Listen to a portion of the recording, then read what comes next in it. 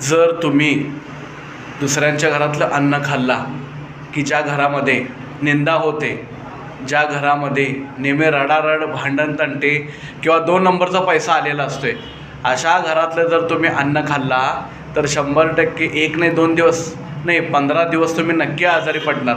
असा अनुभव तुम्हाला आलेला असेलच.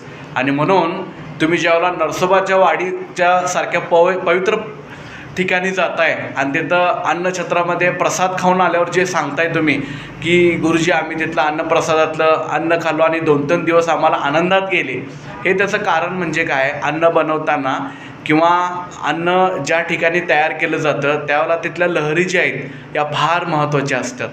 आणि म्हणून चुकीच्या घरातलं जर अन्न खाल्लं तर तुम्ही आजारी पडू शकताय. म्हणून अन्न शक्यतो कोणाच्या घरातलं खाऊच नका. तुम्ही तुमच्या घरातलंच अन्न खावा. सात्विक अशी जी लोकं असतील त्या लोकांच्या घरातलं अन्न खावा, ज्या घरामध्ये निंदा करत नाहीत, भांडणतंटे करत नाहीत, उणीधुणी काढत नाहीत. सगळ्यात महत्त्वाचं 2 नंबरचा पैसा जो आहे ज्या घरात येत नाहीत त्या घरातलंच तुम्ही अन्न खावा. हे अन्न तुम्हाला फक्त अन्न नाही, ते प्रसाद असते कधी पण. धन्यवाद.